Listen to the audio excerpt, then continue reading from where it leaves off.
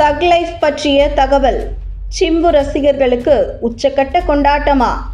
அட செம்ம மேட்டரா இருக்கே. விக்ரம் படத்தின் மூலம் கோலிவுட்டில் ரீஎன்ட்ரி கொடுத்தார் கமல்ஹாசன். அந்த படம் மெகா பிளாக் பஸ்டர் ஆனது. இதனையடுத்து உற்சாகமடைந்த அவர் தொடர்ந்து படங்களில் நடிப்பதும் படங்களை தயாரிப்பதும் என பிஸியாக இருக்கிறார். தற்போது அவர் மணிரத்னத்தின் தக் லைஃப் படத்தில் நடித்து வருகிறார்.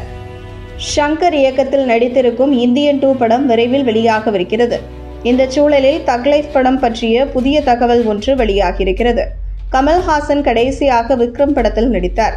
லோகேஷ் கனகராஜ் இயக்கிய அந்த படத்தின் மூலம் தரமான வெற்றியை பதிவு செய்தார். அந்த வெற்றி கொடுத்த உற்சாகத்தால் அடுத்தடுத்து படங்களில் நடிக்க கமிட் ஆகியிருக்கிறார்.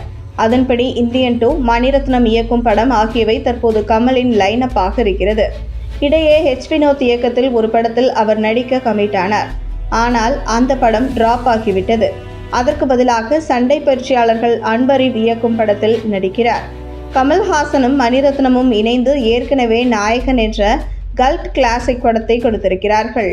அந்த படம் இன்று வரை சிறந்த அடையாளங்களில் ஒன்றாக இருக்கிறது. தற்போது அவர்கள் இருவரும் மீண்டும் இணைவதால் பெரும் எதிர்பார்ப்பு எழுந்திருக்கிறது. இப்படத்தை ராஜ்கமல் நிறுவனம், மெட்ராஸ் டாக்கீஸ் நிறுவனம், ரெட் ஜெயண்ட் நிறுவனம் இணைந்து தயாரிக்கின்றன. ஏ.ஆர். ரஹ்மான் இசையமைக்கிறார்.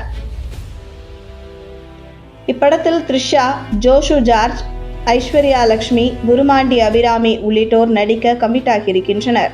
ஏற்கனவே மன்மதன் அன்பு, தூங்கா நகரம் ஆகிய படங்களில் கமல்ஹாசனுடன் இணைந்து நடித்திருந்தார் த்ரிஷா. இதையடுத்து தற்போது 3வது முறையாக கமலுடன் நடிக்கிறார்.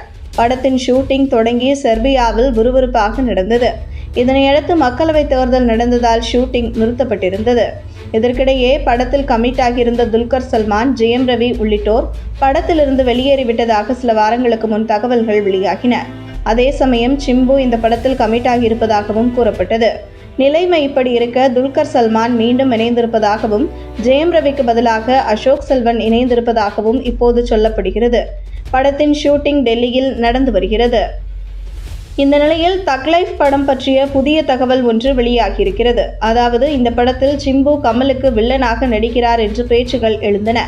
அதே சமயம் வில்லனாக இல்லை, வேறு ஒரு முக்கிய கதாபாத்திரத்தில் நடிக்கிறார் என்று சொல்லப்பட்டது. சூழல் இப்படி இருக்க இன்று சிம்பு கேரக்டர் பற்றிய ப்ரோமோ ஒன்று தக் லைஃப் படக்குழு சார்பில் வெளியிட வாய்ப்புகள் அதிகம் இருப்பதாக கோலிவுட்டில் பேச்சுகள் எழுந்திருக்கின்றன.